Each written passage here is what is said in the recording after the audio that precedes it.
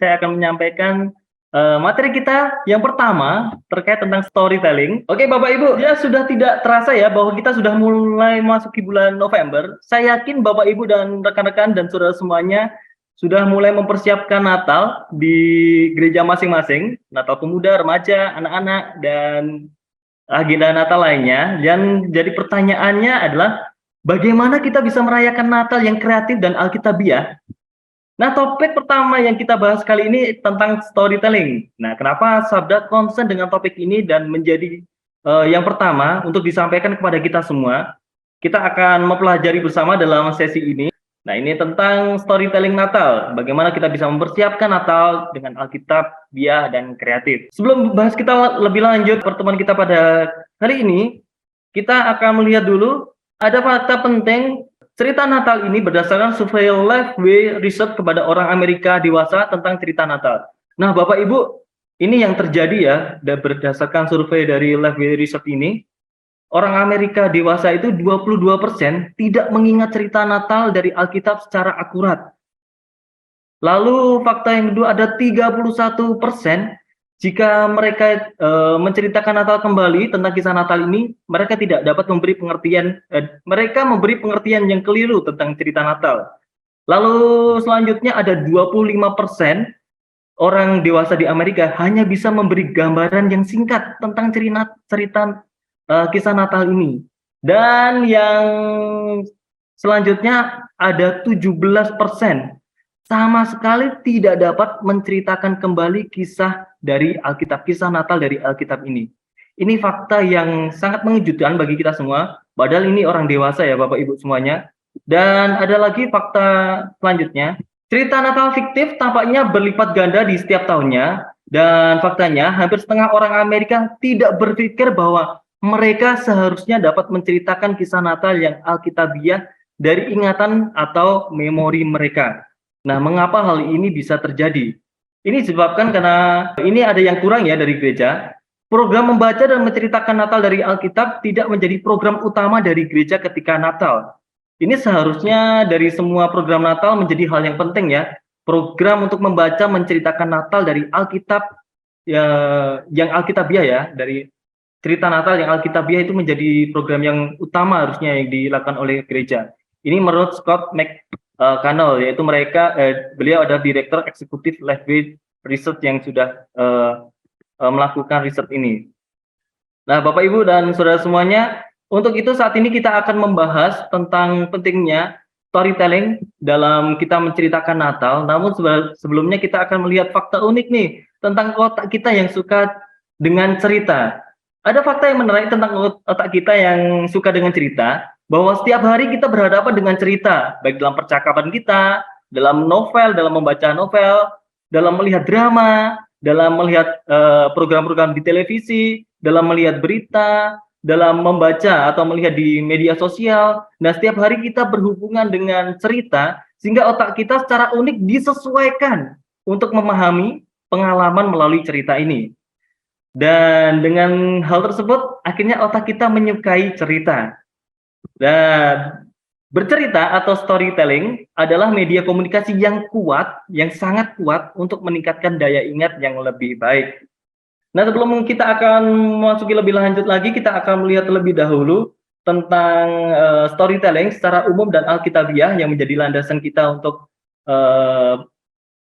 acara kita atau materi kita pada saat ini. Kita akan melihat dulu tentang arti kata storytelling. Ya, Bapak Ibu dan saudara semuanya, saya yakin pasti sudah tahu ya bahwa storytelling berasal dari dua kata, story yang artinya cerita atau kisah, dan telling itu memperkatakan, menyampaikan atau mendongengkan. Sehingga storytelling secara umum berarti adalah sebuah kegiatan atau aktivitas untuk menyampaikan sebuah cerita. Di sini saya akan memberikan beberapa definisi, dua definisi tentang storytelling. Yang pertama dari National Storytelling Network, mengatakan bahwa storytelling merupakan seni interaktif untuk menggunakan kata-kata dan tindakan atau gerakan untuk mengungkapkan elemen-elemen atau gambaran dari sebuah cerita guna mendorong imajinasi kepada pendengar.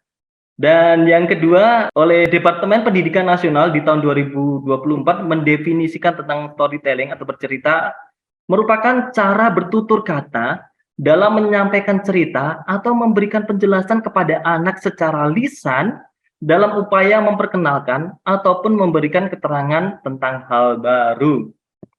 Nah, itu pengertian tentang storytelling dan saat ini kita akan melihat apa sih manfaat dari storytelling ini. Banyak kita sudah setiap hari melakukan storytelling, menceritakan banyak hal kepada orang, kepada teman.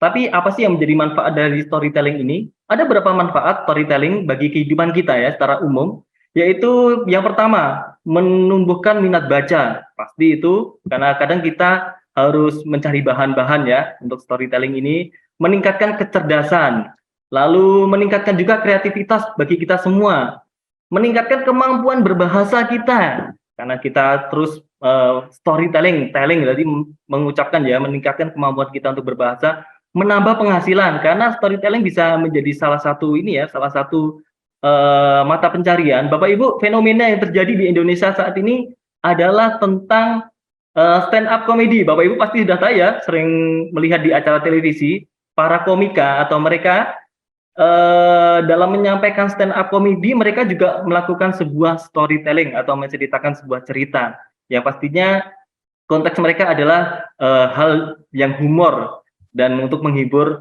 orang. Lalu yang selanjutnya adalah memudahkan untuk melakukan presentasi. Ini biasanya bagi para pebisnis atau para pekerja ketika melakukan presentasi, ini salah satu manfaat dari storytelling ini. Nah, sekarang kita akan melihat sih apa saja sih kekuatan dari storytelling ini dan kenapa kita harus melakukan storytelling dalam menyampaikan kebenaran kisah Natal ini. Yang pertama, storytelling itu lebih praktis dan fleksibel. Karena apa? Dengan storytelling kita bisa melakukan seorang diri, ya, tanpa bantuan orang lain pun kita bisa melakukannya. Yang kedua, storytelling dapat dilakukan dimanapun, ya, dimanapun kita ada di tempat sini secara online, di tempat yang sempit, yang lebar, semuanya kita bisa lakukan. Jadi ini lebih praktis dan fleksibel. Lalu yang kedua, lebih murah. Nah, storytelling dapat dilakukan dengan ataupun tanpa alat peraga. Jadi ketika saya hanya menceritakan atau saya hanya menceritakan sebuah cerita tanpa menggunakan alat peraga pun bisa. Bahkan menggunakan alat peraga yang murah, yang sederhana pun bisa kita gunakan. Nah, itu salah satu kekuatan juga dari storytelling. Dan yang selanjutnya, anak lebih menyukai cerita. Jadi dari anak yang kalau anak sekolah minggu ya pasti ada kelas besar, kelas kecil, pasti semuanya menyukai cerita. Karena setiap hari pun dalam sekolah minggu, kita sering bercerita, menyampaikan firman Tuhan kepada mereka. Jadi kecenderungan anak itu lebih suka dengan cerita. Kalau yang kelas kecil pastinya kita harus menggunakan variasi cerita yang menarik, disertai dengan adegan pengulangan, karena anak kecil ya, supaya mereka semua bisa lebih memahami. Kalau anak yang besar kecenderungannya itu kita sebagai guru sekolah minggu atau Bapak Ibu dan saudaranya ketika menceritakan kepada anak ataupun anak-anak sekolah minggu, kita harus menimbulkan rasa ingin tahu sehingga mereka tertarik, ya kira-kira apa ya nanti cerita selanjutnya, kira-kira wah bikin penasaran bagi mereka. Nah, itu adalah 3 ya kekuatan dari storytelling. Bapak Ibu, sekarang kita akan lanjut di dalam jenis-jenis storytelling. Ada setidaknya itu ada 4 ya yang sudah biasa kita gunakan dalam storytelling. Yang pertama itu oral, adalah jenis storytelling yang menggunakan cara berbicara langsung dengan pendengar. Jadi ya seperti kita menyampaikannya secara langsung. Lalu ada visual storytelling, adalah metode pembelajaran yang menggunakan cerita sebagai penyampai materi umum dilengkapi dengan media visual. Ya ini bisa dengan boneka. Kalau Bapak Ibu dulu itu biasanya dengan papan flanel itu ya, itu juga bisa menggunakan gambar, poster. Biasanya ini yang sering juga digunakan oleh guru-guru sekolah minggu yang ada di gereja maupun Bapak Ibu dalam menceritakan cerita-cerita kepada anak-anak Bapak Ibu semuanya. Atau bahkan kepada adik-adik ketika ini ada kakak-kakak yang memiliki adik. Lalu yang ketiga ada written storytelling. Adalah metode pembelajaran yang menggunakan bentuk buku tertulis atau tulisan baik dalam buku bergambar maupun lembaran. Ini biasanya ketika cerita-cerita dongeng itu ya, itu kita menggunakan buku sebagai media kita menceritakan. Di situ ada tulisannya, tulisan yang simple-simple, ada gambar yang besar. Nah, ini salah satu bentuk written storytelling. Lalu yang keempat, ini digital storytelling adalah versi terbaru yang lahir seiring dengan perkembangan teknologi pendidikan. Ya, sekarang sudah banyak sekali Bapak Ibu, mungkin Bapak Ibu sudah mengalami di gereja menggunakan media digital atau multimedia digunakan dalam menceritakan kisah kebenaran Alkitab atau cerita-cerita lainnya kepada anak-anak. Bisa menggunakan sekarang LCD proyektor, bisa menggunakan film, audio, dan sebagainya. Itulah empat jenis-jenis dari storytelling yang sering kita dapatkan dalam kehidupan kita. Kalau ada lagi yang dari Bapak Ibu yang sering menggunakan selain empat ini, silahkan nanti bisa ditulis di kolom komentar ya. Mungkin Bapak Ibu menggunakan metode atau jenis storytelling yang lainnya, bisa share kepada kita semuanya.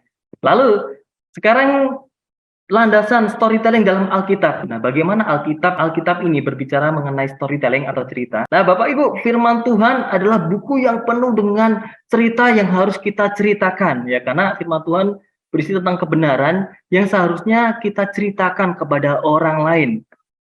Ketika Bapak Ibu ya, ketika ini apa yang sudah saya lakukan, saya melakukan di Alkitab Sabda, nanti di situs Alkitab Sabda.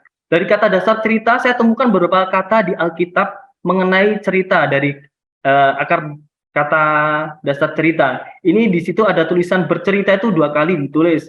Ceritakan itu ada 9 kali ditulis. Ceritakanlah ada 10 kali ditulis. Diceritakan ada 5 kali ditulis. Diceritakannya lah itu ada 3 kali. Kuceritakan ada 4 kali. Menceritakan 43 kali ditulis di dalam Alkitab.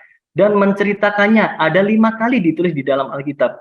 Menunjukkan bahwa Alkitab penuh dengan cerita. Dan cerita ya pastinya cerita kebenaran yang harusnya perlu kita ceritakan kepada orang lain. Nah, kita akan melihat ini cerita di dalam Perjanjian Lama. Ya, Allah menceritakan perintahnya kepada para nabi untuk menyampaikan kepada para umatnya. Bapak Ibu sendiri sudah tahu bagaimana Allah dalam Perjanjian Lama itu menceritakan atau menyampaikan firman-Nya kepada para nabi atau orang-orang yang dipilihnya untuk disampaikan kepada umat Israel. Nanti Bapak Ibu bisa melihat dari Keluaran bagaimana saat itu Musa diminta untuk diberi perintah kepada Tuhan untuk dilakukan, ya, dari Keluaran 20 sampai 31. Nanti di situ bagaimana Allah menyampaikan maksud perintahnya kepada Musa yang nantinya akan disampaikan atau harus dikerjakan oleh bangsa Israel. Lalu juga selanjutnya dari situ nanti para nabi menceritakan firman yang sudah mereka dapat itu kepada bangsa Israel. Jadi melalui apa yang sudah didapatkan dari Allah, para nabi lalu menceritakan kembali, menyampaikan pesan itu kepada bangsa Israel.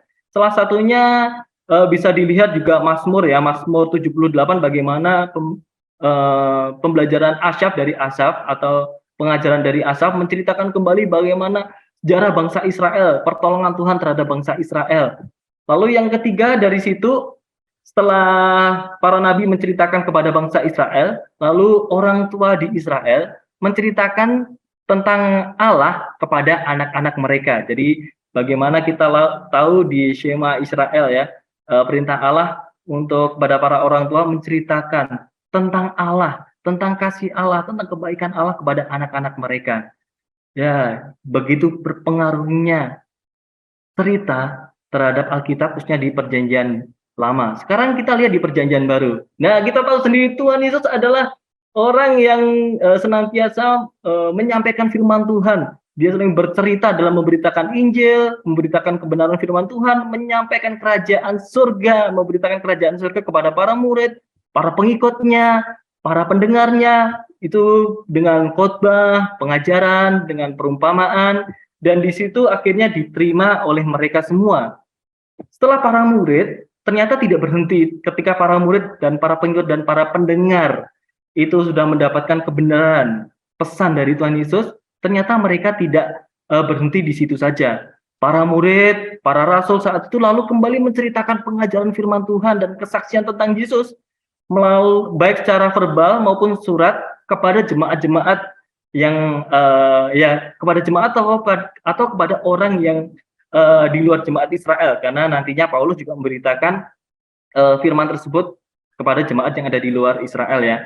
Jadi mereka menyampaikan secara verbal melalui kesaksian tentang siapa Yesus, melalui pengajaran apa yang sudah Yesus sampaikan kepada mereka, melalui omongan secara langsung maupun melalui surat. Ya kita tahu di Perjanjian Lama banyak sekali surat ya. Ya surat itu menceritakan tentang kebaikan-kebaikan Allah dalam untuk kehidupan jemaat. Lalu setelah itu nanti ketika para jemaat sudah menerima kebenaran itu, juga orang tua Israel maupun ini orang tua tidak hanya Israel ya, tapi di luar Israel juga menceritakan firman Tuhan kepada anak-anak mereka.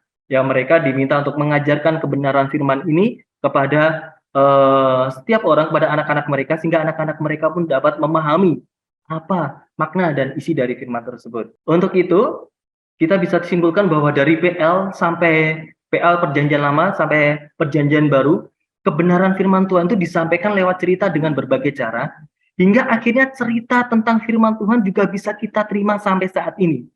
Bayangkan Bapak Ibu, hanya melalui dengan cerita dari awal Tuhan ya, dari awal Perjanjian Lama Allah menyampaikan, memberikannya kepada manusia, kepada Musa dan sebagainya, akhirnya dapat bisa kita terima hingga sampai saat ini menunjukkan bahwa cerita atau storytelling merupakan sebuah bukti bahwa bercerita itu merupakan alat yang powerful untuk menyampaikan pesan kebenaran kepada orang atau kepada semua orang. Nah, untuk itu kita akan sampai kepada pembahasan kita yaitu tentang Go Natal, storytelling Natal. Nah, saat ini Bapak Ibu bagaimana persiapan Bapak Ibu semuanya? Apakah Bapak Ibu di sini ada yang sudah ditunjuk untuk menyampaikan berita Natal ini kepada sekolah minggu, kepada remaja, kepada orang lain, atau Bapak Ibu semuanya diminta untuk menjadi pembicara menyampaikan berita Natal ini? Nah, ini kita akan bahas bersama-sama tentang Go Natal, storytelling Natal. Nah, mengapa sih kita harus berstorytelling Natal, atau mengapa metode ini kita gunakan di dalam menyampaikan pesan Natal ini? Ya, secara umum metode ini sangat baik ya untuk mengomunikasikan firman Tuhan kepada orang lain. Ya, sudah kita bahas tadi bagaimana firman Tuhan itu sudah disampaikan dari cerita ke cerita ya sampai kita mendapatkan hingga hari ini. Dan juga sudah sempat saya singgung, storytelling merupakan alat yang sangat powerful untuk anak dan remaja belajar membagikan iman kepada teman-teman mereka. Inilah inti dari apa yang kita ceritakan. Jadi Bapak Ibu jangan hanya berhenti untuk kita menceritakan kebenaran tentang kisah Alkitab, kisah Natal ini kepada anak-anak atau remaja. Tetapi kita harus mengundang mereka, mendorong mereka untuk mereka juga bisa menceritakan, membagikan tentang kisah Natal yang Alkitabiah, yang benar berdasarkan Alkitab itu kepada orang lain atau kepada teman-teman mereka. Dan saat ini yang selanjutnya, kisah Natal merupakan langkah awal yang efektif untuk menceritakan tentang Tuhan berdasarkan Alkitab kepada anak. Ya, kisah Natal ya ini sangat efektif ya. Tuhan, bagaimana mereka bisa mengenal Tuhan melalui kisah Natal, bagaimana Tuhan Yesus mulai berkarya di dunia ini melalui kelahirannya dan sebagainya. Nah, ini jadi cerita yang efektif bagi mereka tentunya berdasarkan Alkitab ya, supaya mereka lebih memahami tentang makna dan cerita ini. Dan semakin banyak anak mendengarkan cerita Natal dan terlibat dalam cerita itu, akan sangat mudah bagi mereka untuk belajar menceritakan kembali cerita Natal yang Alkitabiah kepada lebih banyak orang. Jadi ketika mereka terlibat di dalam kita menyampaikan firman Tuhan atau menyampaikan berita Natal ini akan mempermudah mereka semua untuk lebih memahami bagaimana makna Natal di dalam kehidupan mereka, sehingga mereka bisa share cerita Natal ini kepada teman-teman mereka. Nah, ini secara sekilas cerita Natal kita lihat ya, hanya terdapat dalam 2 Injil, yaitu Matius dan Lukas. Matius 1 ayat 18 sampai 25, Lukas 1 ayat 1 sampai 56 sampai pasal 2 ayat 40. Dari kedua Injil tersebut ya, secara intinya bahwa berita Natal ini bahwa Yesus lahir di Bethlehem di Yudea oleh seorang perawan yaitu bernama Maria. Nah, Bapak Ibu ini ya, mungkin dari Bapak Ibu sudah ada yang mulai mempersiapkan cerita Natal kepada anak-anak, tapi saat ini kita akan lebih mendalami lagi bagaimana cara kita untuk mempersiapkan storytelling untuk Natal ini terhadap diri kita sendiri ya. Di ada beberapa persiapan yang harus kita lakukan. Yang pertama itu persiapan dasar atau persiapan rohani. Yang pertama pastinya kita harus berdoa. Ini tidak boleh ditawar ya Bapak Ibu ya. Jadi ketika kita berdoa, kita meminta kepada Tuhan, meminta tuntunan Tuhan supaya kita dapat mempersiapkan dengan baik, kita dapat menceritakan kebenaran tentang Natal ini, berita Natal ini kepada adik-adik atau remaja yang akan kita ceritakan. Kita hanya mengandalkan Tuhan sebagai bukti bahwa kita benar-benar mengandalkan Tuhan dalam mempersiapkan hal ini. Lalu yang kedua, nanti Bapak Ibu bisa membaca dan mempelajari keseluruhan kisah Natal. Nah, ini ada urutannya Bapak Ibu dan saudara semuanya dalam membaca cerita Natal secara utuh dan lengkap ya. Di sini nanti Bapak Ibu bisa baca dari Lukas 1 ayat 1 sampai 56, nanti bisa dilanjutkan, lalu melanjutkan dari Matius pasal 1 ayat 18 sampai 25. Nanti kembali lagi Bapak Ibu silahkan lanjutannya itu membaca Lukas dari pasal 1 ayat 57 sampai Lukas pasal 2 ayat 38. Dan nanti kembali lagi akhirnya membaca seluruh Matius di pasal 2. Ini merupakan urutan cerita yang lengkap mengenai Natal. Nanti Bapak Ibu dan saudaranya bisa mempelajari lebih dalam lagi, pelajari terlebih dahulu bagaimana urutan Natal, urutan cerita dari kisah Natal itu seperti apa. Nanti dipelajari terlebih dahulu. Lalu yang persiapan dasar rohani selanjutnya itu melakukan studi atau kita mencatat hal yang detail mengenai latar belakang dari Bethlehem seperti apa, latar belakang dari tokohnya seperti apa, Yusuf seperti apa, Maria, dari tokoh, dari kata yang diulang dari Alkitab tersebut, ayat tersebut apa yang sering diulang, tempat kejadiannya, peristiwanya seperti apa, lalu kita juga mempelajari emosi-emosi ketika emosi dari para tokoh ya, ketika mereka mendapatkan berita atau dalam cerita yang ada di Alkitab itu, ada cerita Natal tersebut. Lalu kita juga bisa mempelajari suasananya akan seperti apa. Nah, itu yang perlu kita pelajari, yang perlu kita gali. Memang ini persiapannya tidak boleh, oh ya sudah, yang penting saya menceritakan dari Matius atau Lukas ini, yang penting anak-anak bisa mendengarkan, enggak, tapi kita harus bisa, karena ini storytelling, kita bisa membawa diri kita dalam melakukan cerita ini. Lalu selanjutnya, ini persiapan materi. Yang pasti yang pertama, kita harus mempelajari bagian Alkitab yang ditentukan untuk cerita Natal saat itu. Bapak Ibu, pasti semuanya nggak bisa kita ceritakan ya. Kadang kita hanya diberikan kalau diminta untuk menjelaskan bagian yang mana yang akan disampaikan. Nah, itu kita pelajari bagian yang ditentukan untuk cerita Natal. Pasti ya tidak semuanya akan kita berikan, nanti anak-anak pasti akan bingung. Meskipun nanti kita akan singgung semuanya, tetapi bagian-bagian tertentu yang sesuai dengan kebutuhan lah. Ini sesuai dengan kebutuhan kita maupun kebutuhan dari adik-adik atau anak-anak yang kita sampaikan untuk yang kita berikan ini ya. Anak-anak lah, kebutuhan anak. Lalu perumusan tujuannya apa sih dalam menyampaikan Natal? Pasti ada tujuan tertentu dalam menyampaikan Natal. Tujuannya supaya anak mengenal Allah, mengenal Yesus sebagai Allah, atau tujuan lainnya supaya anak mengenal Yesus bahwa dia berasal dari Roh Kudus atau dan sebagainya. Banyak hal yang kita bisa rumuskan dari tujuan ini sesuai dengan kebutuhan juga. Lalu kita mulai menyusun outline struktur cerita, nanti ada pastinya pembukaan, isi, dan penutup. Dari sini nanti kita bisa melakukan penggalian tetap sama sesuai dengan kebutuhan masing-masing ya. Lalu yang keempat itu mengumpulkan bahan studi dari tempat peristiwa yang tadi ya. Kita kumpulkan apa saja sih yang menjadi karakter dari Yusuf ini, seperti apa sih Yusuf karakternya, Maria itu karakternya seperti apa? Oh, malaikat karakternya seperti apa ya? Nah, hal-hal demikian. Oh, di Bethlehem itu seperti apa suasana? Para gembala. Nah, ya banyak hal yang harus kita gali ya, dari hal ini. Lalu mulai kita menyusun cerita sesuai dengan kebutuhan para pendengar kita. Ya, para pendengar kita ada yang usia besar, usia kecil, ataupun yang remaja ya, sesuai dengan kebutuhan mereka semua. Nah, ini ada beberapa alat bantu yang bisa kita siapkan untuk melakukan storytelling Natal ini. Yang pertama pasti ada gambar ya. Ini contohnya ya, ada gambar, ada poster, ada boneka, ada papan flanel, ada papan tulis, ada peta mungkin, dan ini yang multimedia.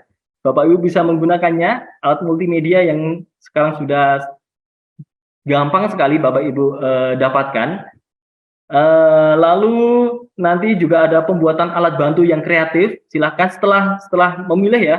Ini nanti Bapak Ibu ketika ada alat bantu yang lainnya, silahkan Bapak Ibu bisa tulis di kolom komentar juga. Apa saja sih yang biasanya sering kita gunakan untuk menolong kita dalam bercerita. Ini dan lain-lain itu berarti masih ada banyak lainnya. Setelah itu ketika perlu membuat ya silahkan membuat alat bantu yang sudah Bapak Ibu tentukan tadi. Apalah dari flanel lah atau gambar. Ini itu membuat atau kita bisa mengadakan ya, atau kita perlu beli ya, nggak perlu yang mahal-mahal, yang penting pesannya. Tetapi kalau memang perlu banyak apa ya, alat yang lebih bagus, Bapak Ibu bisa menyiapkannya dengan sebaik mungkin. Lalu dalam persiapan alat bantu ini ya latihan menggunakannya, pastinya ini perlu banget. Jangan sampai nanti terjadi error ya. Kita sudah kalau nggak latihan nanti urutannya kita kan harus ini ya, kalau menggunakan gambar urutannya apa kan kita sudah tahu ya. Jangan sampai nanti apa yang kita ceritakan dengan gambar yang terlihat berbeda. Wah, ini bakal jadi kebingungan bagi adik-adik yang kita ceritakan. Jadi ini kita harus berlatih dan berlatih. Ya ini bentuk persiapannya. Sekarang saatnya go storytelling Natal. Oke. Yang pertama, Bapak Ibu yang kita bisa lakukan di dalam menceritakan Natal, Bapak Ibu bisa membuka dengan doa. Ini kita sudah masuk ya dalam kita bercerita tentang kisah Natal ini. Kita bisa membuka dengan berdoa, ya ini meminta agar Roh Kudus menolong kita supaya kita dapat menyampaikan firman Tuhan dengan baik, secara akurat, secara alkitabiah ya, berdasarkan Alkitab, secara jelas, sehingga Roh Kudus juga menolong, kita berdoa supaya Roh Kudus juga menolong adik-adik atau orang yang kita yang mendengarkan cerita itu dapat menangkap cerita ini dengan baik. Ini harus pertama yang kita lakukan, mengajak mereka berdoa. Lalu dalam baca, dengar, dan nonton, ya ini Alkitab bersama ya. Yang kedua setelah kita berdoa, ya kita mengajak mereka untuk membaca atau mendengar atau menonton Alkitab secara bersama-sama. Karena sekarang kenapa baca dengan nonton? Kenapa tidak hanya membaca? Karena sekarang sudah medianya, sudah alat yang kita bisa gunakan dalam memahami Alkitab tidak hanya dengan cara membaca saja, tapi bisa cara mendengar atau menontonnya. Di sini ada beberapa yang bisa kita lakukan secara bersautan dengan anak dalam membaca ayatnya. Jadi dalam membaca ayat Natal ini, Natal di Alkitab, kita bisa bersautan dengan anak-anak atau bersautan dengan mereka. Mungkin Bapak Ibu membaca ayat ganjil, anak-anak atau adik-adik bisa membaca di ayat yang genapnya atau sebaliknya. Lalu bisa juga meminta anak bergantian membaca ayatnya. Jadi kita tidak membaca nih. Adik-adiknya nih yang diminta membaca satu persatu. Ayo, silakan buka Matius pasal 1. Silakan ini, oh si Stephen baca ini, oh si Gero baca ini, ayat yang demikian dan selanjutnya bisa demikian ya. Atau bisa juga memutar audio Alkitab. Nih, audio Alkitab nanti Bapak Ibu bisa dapatkan di situs audio.sabda.org. Nih, nanti silakan Bapak Ibu bisa mendapatkannya juga. Jadi ini bagi anak-anak kecil ya, bagi anak-anak yang balita mungkin mereka belum bisa membaca, sini bisa kita putarkan audionya. Nih sambil mendengarkan audio tentang cerita Natal ini atau audio Alkitab tentang Natal ini. Lalu yang selanjutnya bisa putar video Lumo tentang kelahiran Kristus. Ini Bapak Ibu juga ini menarik ya. Bapak Ibu nanti bisa mendapatkan videonya di lumo.sabda.org. Jadi nanti anak-anak atau adik-adik bisa mendengarkan Alkitab sambil melihat videonya. Ya, menarik kan? Banyak hal yang bisa kita gunakan dalam kita menyampaikan firman Tuhan, bukan menyampaikan, tapi membacakan firman Tuhan ini kepada mereka. Nah, selanjutnya Kita masuk di dalam pembukaan cerita. Nah, pilih kalimat yang efektif dan menarik supaya anak-anak dapat mengetahui bahwa mereka sedang bergerak dalam cerita sehingga bisa fokus pada cerita yang kita ceritakan. Jadi di sini contohnya ini. Ya, setelah kita membaca firman Tuhan, saatnya kita akan masuk di dalam cerita kita. Nah, ini sebuah pembukaan ya kalimat sehingga anak itu tahu, oh, ini sudah masuk dalam cerita, mereka akan fokus. Lalu yang selanjutnya itu menyampaikan isi, ya pasti cerita yang kita sampaikan harus jelas dan padat supaya anak-anak itu tahu dan paham maksudnya apa. Jangan terlalu banyak bertele-tele ya. Dalam menceritakan ini harus jelas, singkat, padat. Yang penting intinya dapat tersampaikan kepada mereka. Lalu tunjukkan emosi dan variasi dalam suara atau gerakan untuk penekanan. Ini pastikan disesuai dengan Alkitab ya. Ya, ini mimik kita, emosi kita, suara kita itu akan mempengaruhi imajinasi anak terhadap apa yang kita ceritakan. Jadi ketika kita kaget, pastinya gerakannya seperti itu. Atau ketika suaranya malaikat, pasti malaikat lebih berwibawa. Hai Maria, nah, dengan suara yang berbeda. Itu variasi-variasi suara ini yang harus kita tunjukkan, kita berikan kepada mereka. Dan yang jelas jangan terlalu lama. Kalau anak kecil yang kelas kecil itu biasanya hanya 10 menit saja. Kalau yang sudah besar ya maksimal 30 menit. Jangan terlalu lama karena penangkapan anak berbeda-beda ya, penangkapan mereka berbeda dan pastinya supaya konsentrasi mereka pun juga berbeda dalam hal ini. Nah, dalam penutupannya, ini penting bagi kita semua. Dalam menutup cerita Natal ini, kita harus menyampaikan kembali inti cerita. Inti cerita yang kita sampaikan itu apa toh kepada anak-anak, ya itu harus kita sampaikan ulang kepada mereka sehingga mereka menangkap apa yang harus mereka aplikasikan dalam kehidupan mereka. Sehingga kita dapat mengarahkan anak mereka untuk membuat aplikasi praktis dalam kehidupan mereka. Sambil kita bertanya, kira-kira dari ini apa yang bisa kita lakukan adik-adik? Kalau mereka nggak ada jawaban ya, kita memberikan aplikasi yang bisa lakukan ini. Nah, lalu yang terakhir pastinya seperti tadi, kita harus mendorong anak menceritakan kembali kisah Natal kepada orang lain atau kepada mereka semuanya. Goal kita tidak hanya mereka sekedar tahu atau memahami makna dari cerita Natal, tapi goal kita saat ini adalah mereka juga dapat men-sharekan, membagikan makna dari kisah Natal ini kepada orang lain, kepada teman-teman semuanya, teman-teman mereka. Dan yang terakhir, pastinya berdoa. Berdoa, diawali dengan doa, ditutup dengan doa, memohon Roh Kudus memimpin mereka semua, memohon Roh Kudus juga memimpin kita semua, kita yang menyampaikan untuk dapat men-sharekan juga berita Natal ini kepada orang lain. Mereka dapat mengaplikasikan, memahami makna Natal ini sesuai dengan Alkitab atau yang Alkitabiah. Nah, sebagai penutup Bapak Ibu semuanya, silakan bagi Bapak Ibu yang ingin mendapatkan materi-materi cerita tentang Natal ya, silakan Bapak Ibu bisa mengunjungi situs natal.sabda.org. Nanti Bapak Ibu bisa mendapatkan cerita-cerita Natal yang Alkitabiah dan pastinya kreatif yang nantinya bisa disampaikan jadi referensi ya untuk menyampaikan pada anak-anak. Lalu selanjutnya ini sebelum saya tutup ada satu firman atau satu kutipan ayat yang akan saya bagikan kepada Bapak Ibu semua yang terambil dari Mazmur 96 ayat yang ketiga, demikian. Ceritakanlah kemuliaannya di antara bangsa-bangsa, perbuatan-perbuatannya yang ajaib di seluruh bangsa. Ya, demikian Bapak Ibu yang bisa saya sampaikan mengenai storytelling Natal ini. Masih banyak ya cara, ini adalah salah satu metode untuk kita bisa menyampaikan Natal, menyampaikan kisah Natal atau cerita Natal ini. Masih ada cara lainnya sebenarnya yang bisa kita gunakan untuk menyampaikan Natal, kisah Natal ini. Dan salah satunya yang akan disampaikan oleh rekan saya selanjutnya, yaitu ada Kak Santi untuk menyampaikan materi selanjutnya. Silakan Kak Santi.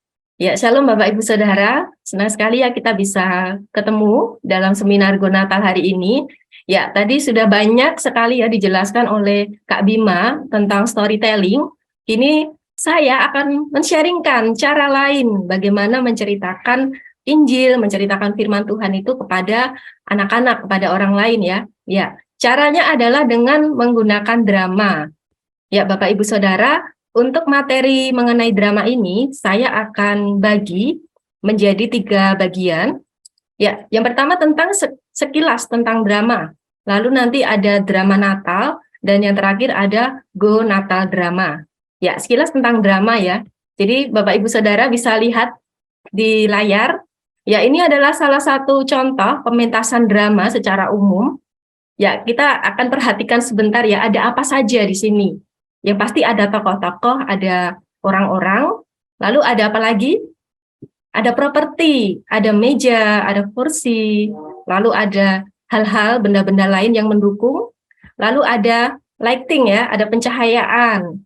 Dan kalau kita lihat di sini, untuk tokoh-tokohnya, kita lihat saling berinteraksi, jadi di sini ada dialog, ya ada dialog, lalu juga ada setting tempat, dan juga ada detail-detail lain yang mendukung untuk drama ini. Ya, ada banyak pengertian Bapak Ibu tentang drama, baik pengertian yang didapat dari kamus maupun dari para ahli gitu ya. Jadi drama sendiri berasal dari bahasa Yunani, yaitu draumai, yang memiliki arti yang berbuat, yang bertindak, atau yang beraksi. Jadi secara umum dapat dikatakan ya, drama ini adalah satu komposisi syair atau prosa untuk menggambarkan kehidupan dan juga watak melalui gerak, melalui peran, melalui dialog yang dipentaskan oleh tokoh-tokohnya. Nah, untuk manfaatnya, drama ini menceritakan atau mengabarkan cerita, ya, peristiwa, kehidupan, dan juga mengedukasi penontonnya. Mengapa bisa mengedukasi? Karena di dalam drama ini ada pesan yang disampaikan, dan pesan ini harus dilihat oleh para penonton, diterima. Jadi ini menjadi sesuatu yang baru bagi para penonton, ini akan mengedukasi mereka. Lalu di dalam drama juga ada unsur tema, ada naskah, lalu ada alur, jalan cerita, dan ada tokoh, lalu ada latar ya, latar ini bisa tempat, lalu juga hal-hal yang mendukung, dan amanat atau pesan. Nah, unsur-unsur ini tuh bisa digolongkan dalam unsur intrinsik, tetapi drama sendiri punya unsur ekstrinsik sebenarnya. Jadi ini lebih mengarah kepada riwayat atau biografi dari pengarang teks drama, bisa juga falsafah kehidupannya, ya. Jadi seputar penulis teks drama tersebut. Nah, untuk struktur drama, di dalamnya akan ada prolog, ada dialog, lalu juga ada epilog. Dan di dalam pementasan tersebut akan dibagi menjadi episode dan ada adegan-adegan di dalam cerita tersebut. Ya, Bapak Ibu Saudara, untuk sekilas tentang drama ini, ya, ada juga jenis-jenis drama yang kita juga tidak asing ya sebenarnya. Jadi ada komedi, ini saya yakin sudah tahu semua. Lalu ada tragedi, ini drama yang ceritanya itu lebih menekankan ke kehidupan yang sedih. Lalu ada opera, ada melodrama. Ini drama yang ketika di dialognya itu dilagukan gitu ya dengan musik. Lalu juga ada farce.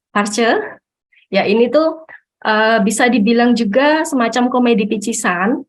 Jadi drama yang di dalamnya itu ceritanya ringan tetapi lucu. Ada dagelan-dagelan gitu ya di dalamnya. Ya, lalu juga ada tablo. Ya, kalau tablo ini ceritanya itu lebih ditonjolkan, tidak dengan dialog, ada dialog tetapi tidak terlalu menonjol, tetapi lebih ke penampilan atau gerakan. Lalu ada juga sendera tari. Nah, ini juga pasti kita tidak asing ya.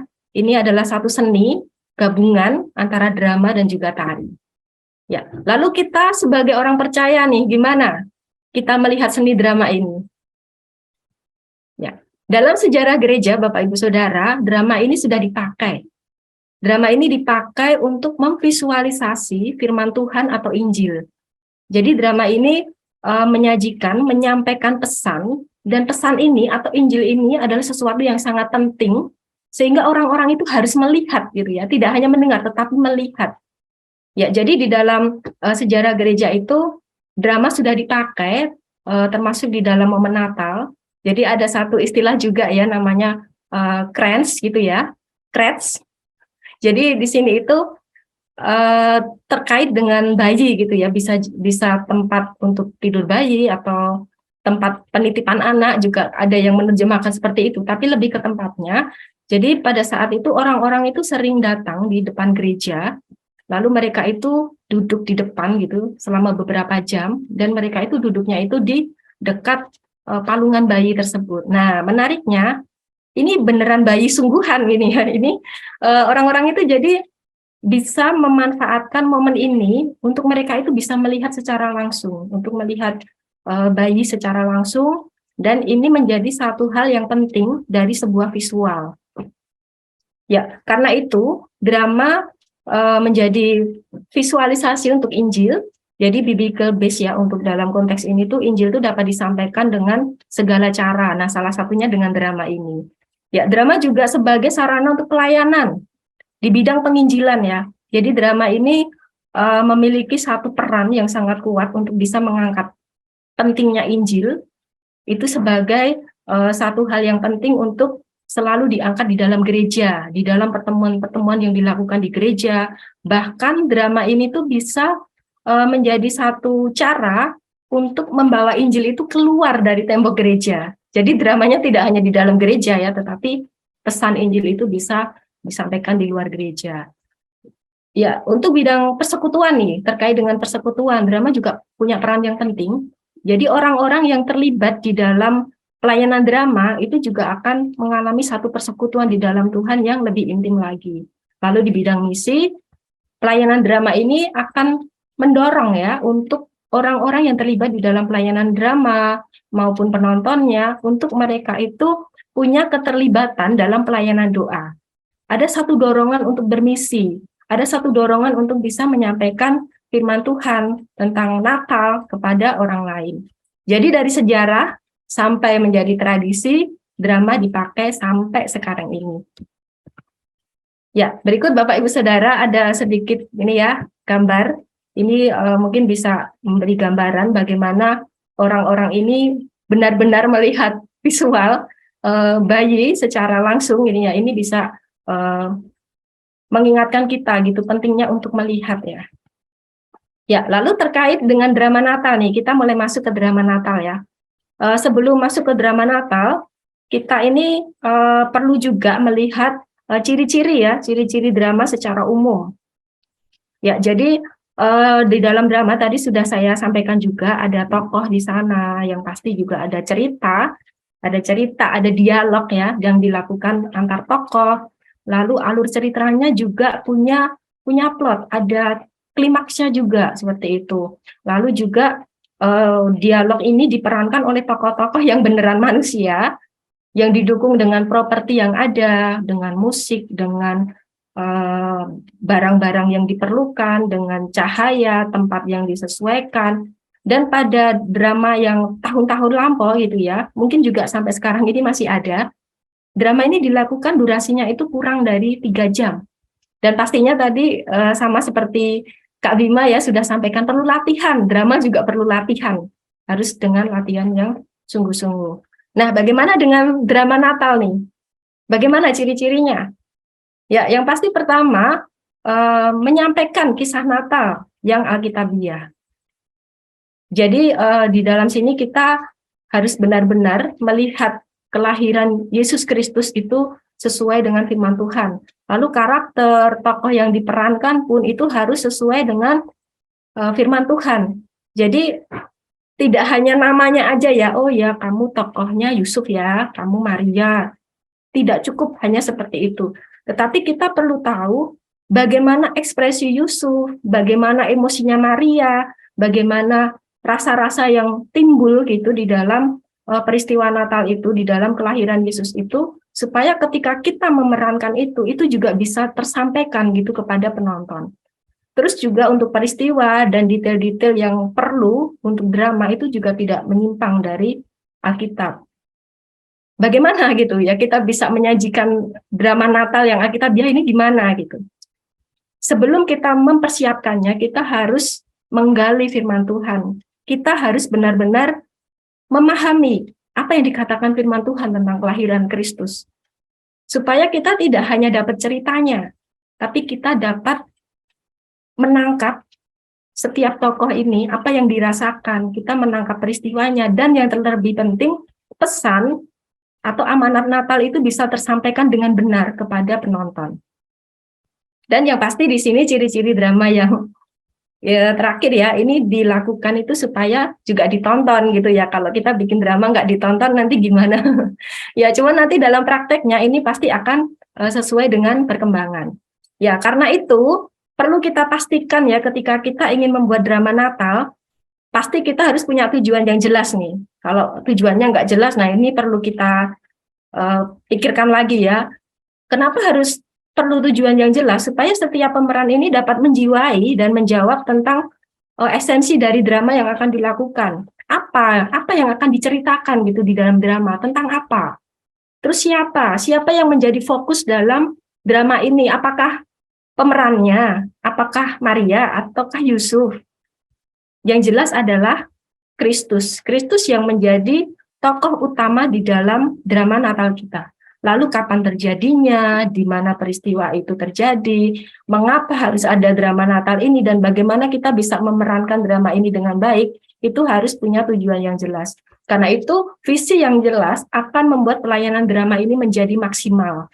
Ya, jadi kita perlu pastikan juga bahwa ketika kita menjalankan atau mengelola pelayanan drama, kita harus melihat bahwa Allah sendiri yang telah mengarahkan, Allah sendiri yang telah memimpin kita untuk melakukan pelayanan drama ini. Jadi kita bisa memaksimalkan pelayanan drama yang kita lakukan jika kita mengetahui bahwa yang memiliki pelayanan ini tuh Tuhan gitu, yang memimpin ini tuh Tuhan.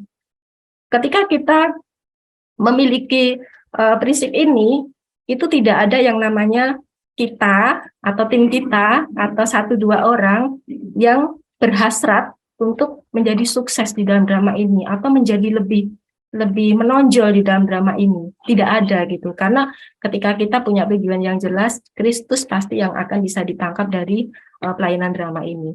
Karena itu penting bagi kita untuk melihat nih, nah tujuan drama itu apa sebenarnya? Tujuan drama Natal ini seperti apa? Apakah tujuannya supaya kita terlihat sempurna gitu dengan pementasan kita, dengan karakter yang kita perankan, supaya orang-orang melihat, wah, si A ternyata hebat ya, bisa memerankan ini, sangat menjiwai. Apakah seperti itu? Bukan ya? Lalu apakah drama Natal ini tuh sebagai satu latihan untuk berteater bagi kita? Apakah kita itu, ya, supaya aku bisa menjiwai sekali, dan dengan aku menjiwai sekali ini, orang akan melihat aku tuh pandai, aku tuh bisa berakting dengan bagus, aku tuh bisa bermain drama dengan karakter ini tuh dengan sangat perfect gitu ya. Bukan seperti itu. Atau mungkin tujuannya supaya kita itu menjadi sorotan dari jemaat di gereja, sorotan bagi penonton ya, kalau kita itu sangat pintar gitu ya, sangat bagus, atau kita punya hasrat untuk kompetisi. Oh iya, ini ada loh pelayanan drama di gereja A gitu, dan ini bagus sekali, menarik gitu. Kita harus bikin pelayanan drama yang lebih wah, lebih bersinar-sinar gitu ya, atau lebih meriah gitu. Apakah seperti itu tujuan kita? Tidak ya. Jadi tujuan drama Natal adalah pasti untuk membagikan Injil, membagikan berita tentang kedatangan Kristus, kelahiran Kristus. Lalu juga apa? Share atau enjoy together. Drama itu untuk dinikmati dalam waktu yang bersamaan, menonton dengan saudara-saudari di gereja, menonton dengan keluarga. Itu menjadi satu momen yang sangat berharga untuk saat ini ya, untuk bisa kita itu menikmati Injil bersama, untuk kita bisa merasakan kelahiran Kristus, sukacitanya Kristus, damai sejahtera dari Kristus, dan kasih yang Kristus berikan di antara keluarga kita, saudara-saudari kita di dalam gereja. Lalu untuk memahami Natal yang lebih mendalam, ya ini juga menjadi salah satu tujuan drama Natal yang harus kita ingat ya. Jadi perlu dipikirkan dengan baik-baik, perlu dipersiapkan dengan baik-baik supaya kita bisa melakukannya dengan maksimal. Nah, untuk bisa dapat pelayanan drama yang maksimal nih, apakah hanya cukup dengan kerja keras? Ya, kita latihan. Pertamanya 2 minggu sekali, lalu seminggu sekali, lalu hampir tiap hari ya, sampai kerja keras itu ya. Apakah itu cukup? Ya, pekerjaan dan kerja keras saja itu tidak cukup. di dalam pelayanan drama. Kita harus memastikan bahwa pekerjaan kita itu didasarkan pada karya Tuhan Yesus Kristus di dalam dan melalui kita. Ya, ini saya ambil ya kutipannya ini dari Dale Phillips, dan yang sangat berkesan ya ketika menyiapkan materi ini secara pribadi itu saya juga baru ini ya dapat gitu sesuatu yang baru di sini dari Kolose 1 ayat 29. Itulah yang kuusahakan dan kupergumulkan dengan segala tenaga sesuai dengan kuasanya yang bekerja dengan kuat di dalam aku. Ya, ini menjadi satu ayat yang ternyata iya, ini relate gitu dengan apa yang kita kerjakan untuk pelayanan gitu ya. Juga untuk Natal, juga untuk drama, juga untuk storytelling ya. Jadi ini sangat-sangat berkesan dan perlu kita ingat untuk kita itu harus menggumulkan gitu supaya apa yang kita berikan itu pesannya sampai kepada penonton. Ya, berikutnya Bapak Ibu Saudara, kita akan masuk ya ke dalam drama Natal. Bagian apa? Drama Natal dan perkembangannya. Jadi tadi saya sempat mention gitu bahwa dari sejarah gereja terus menjadi tradisi dan sampai sekarang ini drama masih dipakai ya, masih digunakan, tetapi sesuai dengan perkembangannya dalam praktiknya. Nah, ini beberapa perkembangannya. Yang pertama itu drama ditonton secara langsung ya, jadi di atas panggung pementasannya. Dan pasti Bapak Ibu Saudara juga tidak asing dengan drama ini. Sampai sekarang pun masih ada ya, baik di gereja, mungkin di sekolah. Ya, jadi para pemerannya, mereka berperan di atas panggung, lalu penontonnya ada di bawah dan melihat langsung. Lalu berikutnya ada drama dengan sarana platform digital. Ya, jadi cerita itu diperankan, tidak hanya memerankan cerita, tapi sebenarnya juga bisa semacam Bible reading gitu ya. Jadi membaca Alkitab dengan sudah dibagi-bagi gitu ya, siapa dapat tokoh apa gitu diceritakan, didramakan. Lalu nanti penontonnya itu melihatnya melalui kamera gitu ya. Jadi itu semua dipentaskan di atas panggung dan penontonnya melihatnya tidak secara langsung gitu ya. Lalu berikutnya ada drama tanpa audiens, tapi direkam. Ya, jadi mereka akan latihan terus, lalu nanti pada hari H pentas di atas panggung gitu ya. Tetapi mereka tidak ditonton saat itu. Tapi mereka melakukannya dengan baik dan itu direkam. Jadi nanti penontonnya itu melihatnya melalui Zoom atau melalui YouTube gitu ya. Dan ini tuh drama ini sangat sangat menolong juga untuk hamba Tuhan gitu ya. Jadi kadang tuh ada di sela-sela khotbah mereka itu memutarkan video drama gitu ya. Untuk apa? Untuk menolong jemaat itu bisa mendapatkan visualnya dari firman Tuhan. Ya, ini juga sempat dilakukan di gereja. Lalu juga ada yang dinamakan dengan ini, digitally assisted drama. Ini drama yang sangat memanfaatkan perkembangan teknologi, Bapak Ibu Saudara. Jadi sekarang sudah ada banyak resources ya untuk mendukung drama, sehingga perkembangan teknologi ini juga mendukung perkembangan drama supaya bisa dipakai dengan lebih baik lagi. Jadi ada background yang sudah disediakan, lalu ada sound, ada script bahkan sudah disediakan, lalu juga untuk beberapa properti yang lain yang mendukung gitu ya, juga dicantumkan gitu di sana. Nah, ini yang saya tampilkan ini saya ambil dari salah satu situs ya, actors.bible. Jadi di sana ada satu tempat gitu yang memberi kesempatan untuk keluarga itu bisa memainkan drama gitu. Jadi role play scriptures with family gitu ya. Jadi nanti di sana itu sudah disajikan ada cerita-cerita di Alkitab, ada banyak sekali, lalu ada skripnya, ada pembagian tokoh-tokohnya, ada dialognya, lalu juga sudah ada soundnya, nanti bisa di setting gitu ya, bisa dimainkan juga oleh anggota keluarga. Ya, ini contohnya, lalu juga ini sedikit screenshot ya tentang pembagian dialognya.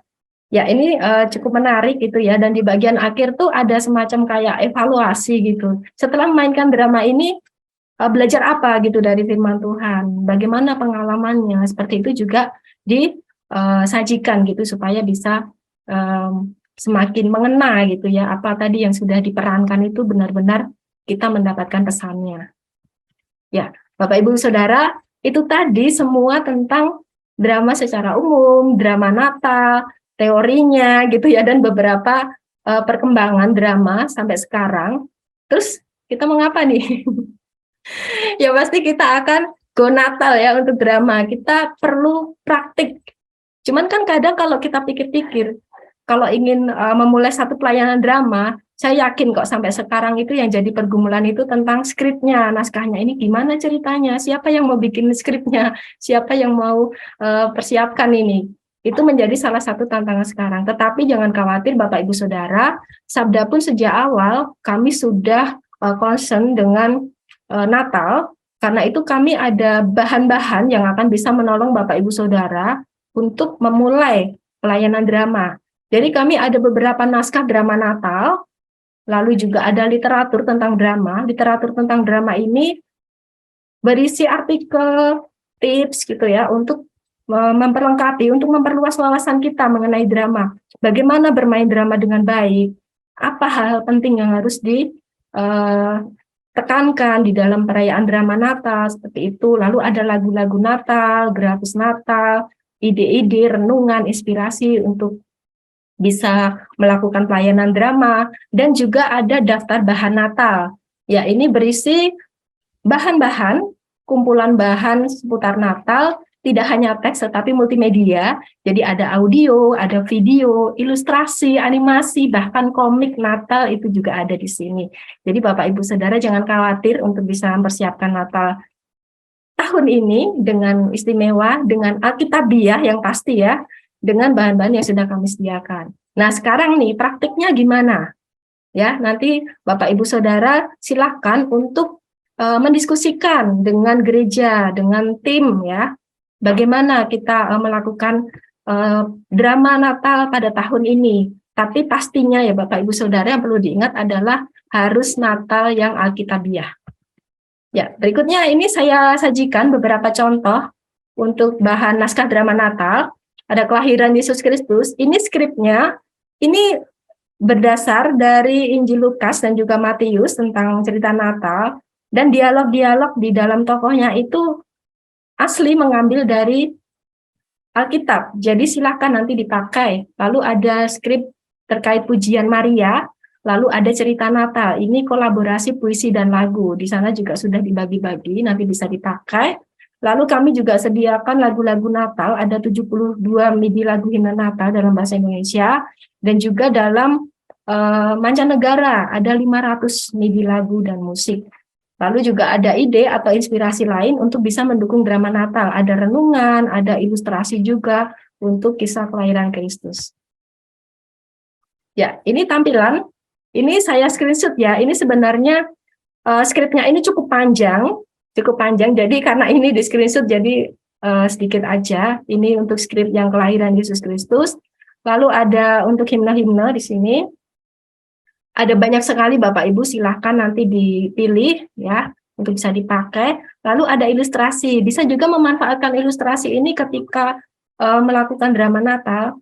Mungkin nanti di bagian kutipan ayat gitu bisa ditampilkan ilustrasi ini supaya nanti penonton bisa ikut melihatnya dan menjadi lebih menarik juga ya. Lalu kami sediakan juga untuk cerita-cerita Natal dalam format audio. Ini dalam bahasa Indonesia, dalam bahasa Inggris, dan juga ada dalam beberapa bahasa suku. Ya, nanti silahkan saja untuk bisa dapatkan ini di situs kami, natal.sabda.org. Ya, sekarang nih, bagikan. Bapak Ibu sudah dapat apa nih siang ini? Gimana memulai Go Natal tahun ini, gimana?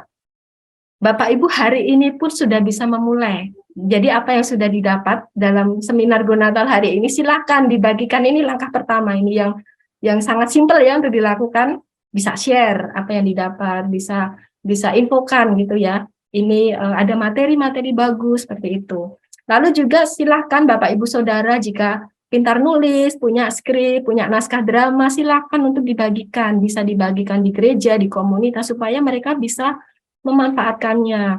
Lalu ada ide-ide tentang drama bisa dikomunikasikan di gereja, di komunitas.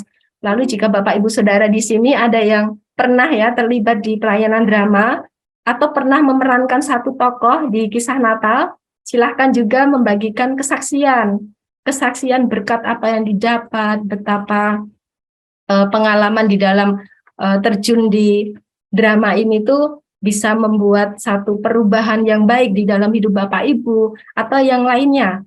Lalu pastikan juga kalau Bapak Ibu Saudara pernah bermain atau terlibat di drama atau di gereja punya video drama Natal, dibagikan juga kepada rekan-rekan yang lain supaya bisa menginspirasi, bisa menjadi berkat, dan yang pasti adalah firman Tuhan bisa dikabarkan, bisa diberitakan. Kelahiran Kristus Yesus bisa semakin banyak tersebar dan orang-orang terjangkau, orang-orang bisa rindu untuk bisa mengenal Kristus.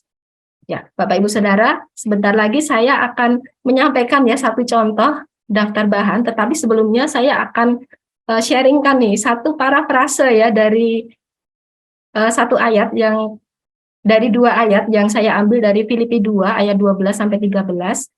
Kerjakanlah pelayanan drama kita dengan takut dan gentar, karena Allah lah yang bekerja di dalam kita, baik dalam kemauan maupun dalam berperan menurut kerelaannya. Amin. Ya, jadi Bapak Ibu Saudara, pastikan kita menggumulkan firman Tuhan, kelahiran Yesus Kristus bisa kita gali lebih dalam, dan apa yang sudah kita terima itu bisa dibagikan Injil itu. Kelahiran Kristus bisa semakin disiarkan, dikabarkan, baik melalui storytelling, melalui drama, maupun pelayanan kita yang lainnya. Ya, sebentar lagi saya akan membagikan sedikit sharing ya tentang cheat sheet. Ya, Bapak Ibu Saudara, ini tampilan dari daftar bahan Natal yang Sabda sediakan. Tampilannya cukup sederhana, tetapi isinya tidak lagi sederhana, Bapak Ibu Saudara. Isinya sangat-sangat kaya ya dengan bahan-bahan Natal. Ya, di sini ada sumber bahan Natal, ada situs Natal, paket Natal. Paket Natal ini ada banyak sekali, lebih dari 10 paket Natal. Nanti Bapak Ibu bisa pakai ya, ada paket Natal untuk keluarga, untuk karaoke, untuk renungan setiap hari, dan yang pasti ada bahan untuk storytelling, lalu drama untuk Natal. Ya, jadi bisa artikelnya, bisa skripnya, atau tips-tips gimana melakukan ini dengan baik. Nah, lalu di bagian bawah-bawah sini, ini juga kaya sekali Bapak Ibu Saudara, ada video, film, animasi, klip, ada juga komik ya. Tadi Lumo ya sempat disebut oleh Kak Bima. Nanti juga bisa didapatkan di sini. Lalu juga ada komik. Ada animasi, dan ada audio Alkitab, audio Kristen, dan kami juga menyediakan audio seputar Natal. Jadi silakan nanti juga bisa dipakai. Ya, Bapak Ibu Saudara nanti bisa mendapatkan untuk cheat sheet Natal ini di situs kami di resources.sabda.org. Ya, nanti admin bisa sharingkan ya linknya. Ya, sekian Bapak Ibu Saudara sharing dari saya mengenai Go Natal Drama, kiranya boleh menjadi berkat, dan mari kita menyambut kelahiran Kristus dengan benar, dan mari kita melakukan pelayanan drama, storytelling seturut dengan firman Tuhan. Terima kasih, Tuhan Yesus memberkati.